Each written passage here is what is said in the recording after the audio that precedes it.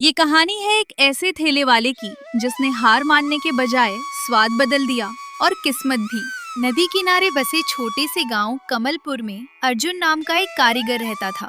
सुबह के पहले किरणों के साथ वो अपना ठेला गांव के चौक पर लगा देता था।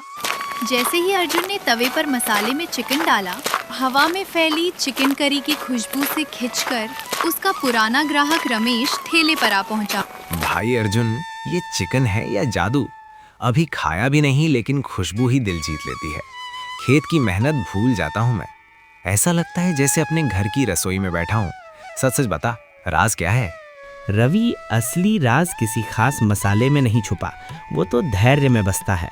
प्याज को आराम से पकाओ जब तक वो नर्म और सुनहरा ना हो जाए। दही हमेशा धीमी आंच पर डालो, वरना बिगड़ जाएगा जैसे जल्दबाज फैसले बिगड़ जाते हैं।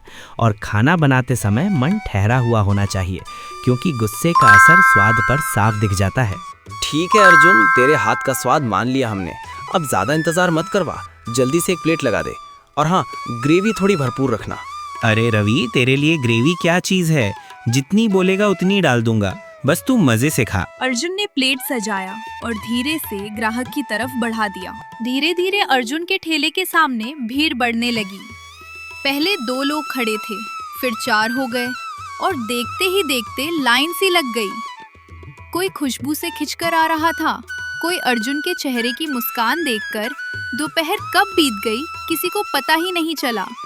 शाम होते होते कढ़ाई ग्रेवी खत्म, चिकन खत्म। अर्जुन ने खाली कढ़ाई को देखा, फिर बोला, सच कहूँ तो आज सुकून है, क्योंकि जेब में किश्त भरने लायक पैसे हैं। नहीं तो जिस दिन उधार लिया था, रात भर नींद नहीं आई थी। हर दिन बस एक ही डर लगा रहता था, कहीं लोगों के सामने शर्मिंदा ना होना पड़े। अर्जुन ने ठेला धीरे धीरे समेटा, घर की ओर चल पड़ा। आज उसके कदम हल्के थे। जेब में रखे पैसों की गर्माहट उसे बार बार याद दिला रही थी कि दिन अच्छा गया है। गांव की संकरी गली से होते हुए वो अपने छोटे से मिट्टी पक्के घर के सामने पहुंचा। दरवाजे पर उसकी पत्नी सीमा खड़ी थी, शांत स्वभाव, लेकिन आंखों में हमेशा चिंता की परछाई। घर के एक कोने में उसका 12-13 साल का बेटा चुपचाप किताब खोलकर बैठा था। बीच बीच में दरवाजे की तरफ देख ले। घर में कदम रखते ही अर्जुन ने चुपचाप जेब से पैसे निकाले और सीमा की हथेली पर रख दिए। सीमा ने हैरानी से उसकी तरफ देखा और धीमे से बोली, अर्जुन, ये सब आज का है? इतना सारा? मुझे तो यकीन ही नहीं हो रहा। हाँ, एक भी प्लेट बाकी नहीं रही, सब बिक गया। लोग स्वाद की इतनी तारीफ कर रहे थे कि पूछते रहे, भाई थोड़ा और मिल सकता है क्या? सच कहूँ तो मुझे खुद यकीन नहीं हो रहा, पूरा चिकन करी बिक गया। सच बताऊं, ठेला बंद करते वक्त पहली बार ऐसा लगा कि मेहनत रंग लाई है। दिल भारी नहीं था, सुकून से भरा हुआ था। रात को जब वो जीप की खुशी लेकर सोया था, उसे लगा था अब सब आसान हो जाएगा। लेकिन हर जीत के बाद जिंदगी ताली नहीं बजाती। कभी कभी अगली ही सुबह एक नई चुनौती दरवाजे पर खड़ी मिलती है। अगली सुबह जब अर्जुन ने ठेला लगाया तो देख रहा है उसके बगल में जो दुकान कब तक बंद था, वहाँ पर एक नया ढाबा खुल गया है। वहाँ एक नया चमचमाता बोर्ड लगा था और लिखा था मटन करी ढाबा। गरम तेल में जब साबुत गरम मसाले पड़े, तेज पत्ता, बड़ी इलायची, लौंग, तो खुशबू एकदम भारी होकर हवा में फैल गई। अर्जुन कुछ पल के लिए ठिठक गया। उसका रोज का पुराना ग्राहक रवि आता है। भाई अर्जुन, अब तेरे बगल में मटन करी का ढाबा खुल गया है। बात सीधी है, ग्राहक बढ़ सकते हैं। देखते ही देखते हालात ऐसे बदले कि जो कदम रोज अर्जुन की ठेले तक आते थे, वही अब नए मटन ढाबे की चमक में बहकर उधर मुड़ने लगे। शाम तक ठेले पर ज्यादा भीड़ नहीं आई। कुछ ही प्लेट चिकन करी बिकी। ठेला समेटा और घर की तरफ चल पड़े। रास्ते भर वो चुप था। उसे समझ आ रहा था कि आज का दिन अच्छा नहीं गया और उसे समझ नहीं आ रहा था कि आगे क्या करना है। घर पहुंचते ही सीमा ने दरवाजा खोला। उसने अर्जुन का चेहरा देखकर पूछा, क्या हुआ? आज ठेले पर भीड़ नहीं थी क्या? बिक्री कुछ कम रही? अर्जुन ने थकान भरी आवाज में जवाब दिया, हाँ, आज लोग ज्यादातर नए मटन ढाबे पर चले गए। मेरे यहाँ बस थोड़ी ही प्लेट बिकी। सीमा ने शांत स्वर में कहा। ऐसा होता है, नया खुला है, लोग देखने जाते ही हैं। तुम परेशान मत हो। परेशान तो हूँ, पर हार नहीं मानूंगा, कुछ न कुछ सोचूंगा। तभी उसका बेटा आता है। पिताजी, आप चिंता मत करो, आपका बनाया खाना बहुत स्वादिष्ट है, ग्राहक जरूर लौट कर आएंगे। अर्जुन ने हल्की मुस्कान के साथ कहा। मेहनत तो कर ली, अब भगवान से प्रार्थना करें कि वो हमारी कोशिशों में बरकत दें। इतनी सोच में मत डूबो, पहले खाना खा लो, खाली पेट दिमाग और भारी हो जाता है। तीनों ने साथ बैठकर सादा खाना खाया। बात कम हुई, लेकिन साथ होने का भरोसा था। खाना खाने के बाद तीनों अपने अपने बिस्तर पर लेट गए। घर में सन्नाटा था। रात को सोते समय अर्जुन ने धीरे से कहा, कल फिर से पूरी मेहनत से ठेला लगाऊंगा, देखता हूँ क्या बदल सकता हूँ। सीमा ने हल्के स्वर में कहा। मैं जानती हूँ तुम हार नहीं मानोगे, कल का दिन जरूर बेहतर होगा। सुबह की हल्की ठंडी हवा में अर्जुन जल्दी जल्दी कदम बढ़ाता हुआ बाजार पहुंचा।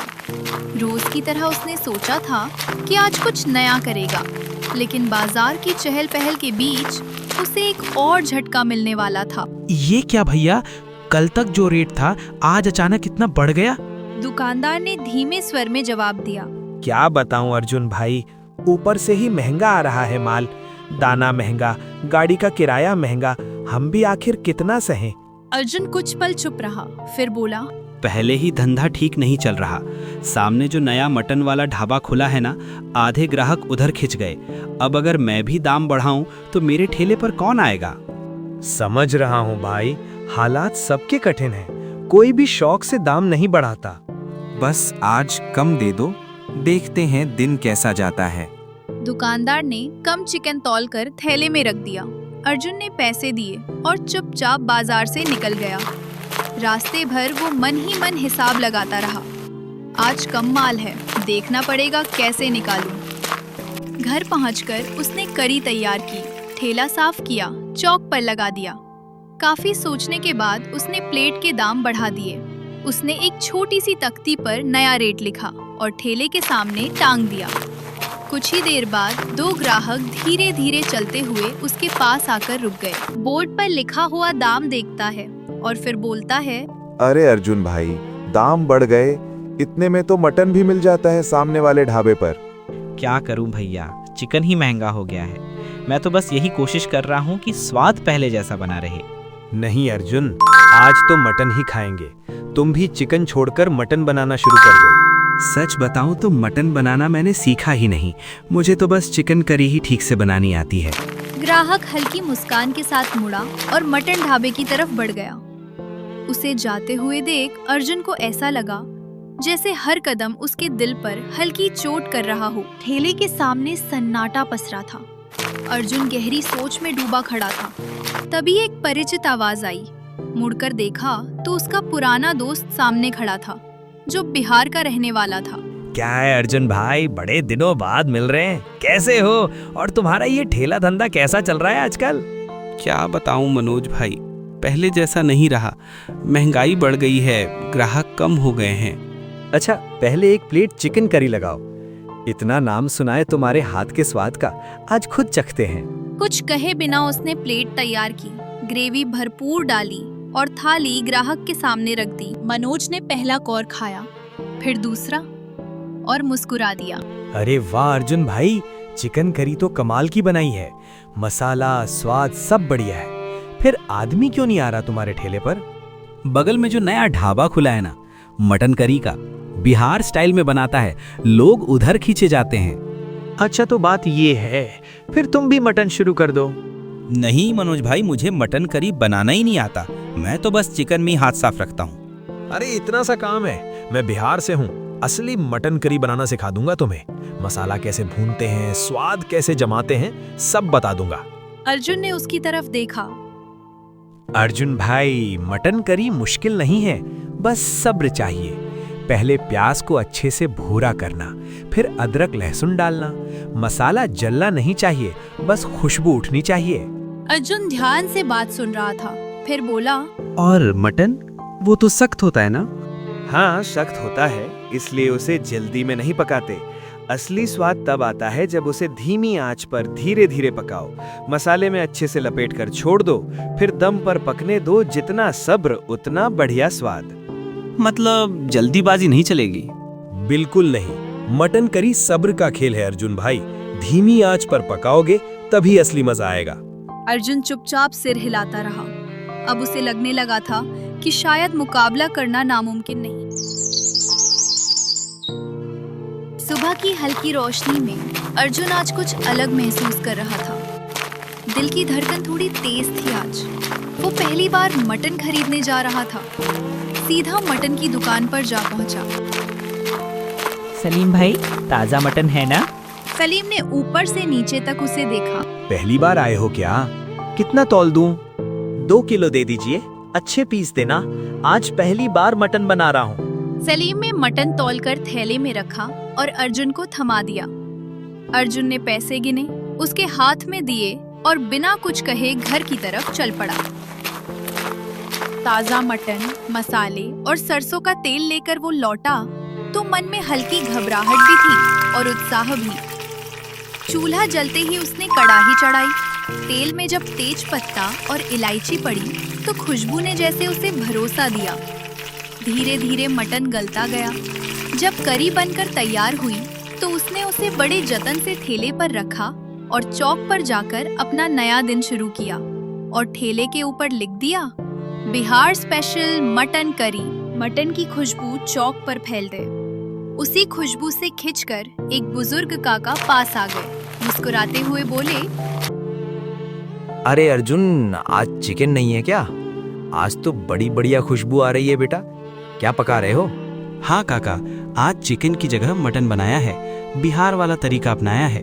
पहली कोशिश है, आप चखकर बताइए। अच्छा, आज तो चेहरे पर अलग ही भरोसा दिख रहा है। चलो बेटा, एक प्लेट लगा दो, हम भी चखते हैं, देखे जरा क्या कमाल किया है। अर्जुन ने हल्की मुस्कान के साथ सिर हिलाया। उसने प्लेट उठाई, गर्मा गर्म मटन करी डाली और सावधानी से काका की तरफ बढ़ा दी। काका ने प्लेट हाथ में ली, धीरे से पहला कौर तोड़ा, मटन का टुकड़ा चखा। कुछ पल तक चुप रहे, फिर सिर हिलाते हुए बोले, अरे बेटा अर्जुन, ये तो उम्मीद से भी अच्छा बना है। मसाला अंदर तक उतरा हुआ है और ये सरसों की खुशबू, वाह भाई, आज से हम रोज यही खाएंगे। काफी दिनों बाद अर्जुन के चेहरे पर दिल से निकली मुस्कान दिखाई दी। जिसने कल रेट को लेकर सवाल उठाया था, वही आज अर्जुन के ठेले के सामने खड़ा दिखाई दिया। सुना है तुमने बिहार स्टाइल मटन करी शुरू की है, चलो आज हम भी चख लेते हैं, एक प्लेट लगा दो। अर्जुन ने चुपचाप प्लेट सजाई, ऊपर से थोड़ी सी हरी धनिया छिड़की और प्लेट आगे बढ़ा दी। ग्राहक ने पहला निवाला लिया, फिर दूसरा, फिर तीसरा। कुछ पल चुप रहा, फिर धीरे से बोला, अर्जुन, हमसे गलती हो गई, हमने तुझे कम समझ लिया था। ऐसी मटन करी तो पूरे गांव में कोई नहीं बनाता। आज मान गए, तूने सच में कमाल कर दिया। दाम बदल जाए, खाना बदल जाए, पर मेहनत वही रहती है भैया। बस आपका भरोसा बना रहे, वही काफी है। अर्जुन की बात सुनकर कुछ पल के लिए वहाँ खामोशी छा गई। फिर वही ग्राहक बोला, साथ क्यों नहीं देंगे? मेहनत करने वाले का साथ तो देना ही चाहिए। धीरे धीरे ठेले के सामने लोग रुकने लगे। कोई खुशबू से खिंचकर आया, कोई तारीफ सुनकर, कड़ाही से उठती भाप और लोगों की बातें मिलकर चौक का माहौल बदलने लगी। अर्जुन लगातार प्लेटें सजाता जा रहा था, ग्राहक को देखता रहा। शाम होते होते कड़ाही फिर से खाली थी। अर्जुन ने एक एक नोट को सीधा करते हुए गिना। काफी दिनों बाद उसकी हथेली में इतनी रकम थी कि उंगलियां भी जैसे विश्वास नहीं कर पा रही थीं। चेहरे पर दिन भर की थकान साफ झलक रही थी, लेकिन दिल में एक अजीब सा सुकून था। उसने ठेला धीरे धीरे समेटा और हल्की मुस्कान के साथ घर की ओर चल पड़ा। आज कदम भारी नहीं थे। घर पहुंचा तो सीमा दरवाजे पर ही मिल गई। उसने मुस्कुराकर पूछा, आज चेहरे पर थकान कम और चमक ज्यादा है, बात क्या है? अर्जुन ने बिना कुछ कहे जेब से पैसे निकाले और उसकी हथेली पर रख दिए। सीमा, कहा खाना कोशिश रंग लाएगी। गिन लो, आज मटन ने साबित कर दिया। सीमा की आंखों में राहत झलक। देखते ही देखते कुछ हफ्तों में उसका नाम फैल गया। आसपास के गांवों से लोग पूछते हुए चौक तक पहुंचने लगे। समय धीरे धीरे गुजरता गया। एक दिन अचानक उसका पुराना बिहारी दोस्त चौक पर दिखा। और सीधे उसके ठेले की तरफ चला आया। तो भाई काम गन लिया? मनोज भाई, अगर उस दिन आप समझाते नहीं ना तो मैं ठेला समेटकर बैठ जाता। आपने ही हिम्मत दी। याद रखना अर्जुन, जो रसोइया सीखना छोड़ देता है उसका स्वाद भी वहीं रुक जाता है। फिर उसने मनोज की तरफ देखा और बोला, अब ना स्वाद कम होगा ना हिम्मत, दोनों पूरी ताकत में हैं। जब वक्त बदल जाए तो जिद पकड़ कर मत बैठो, सोच बदलो, मेहनत वही रखो, बस तरीका नया कर लो।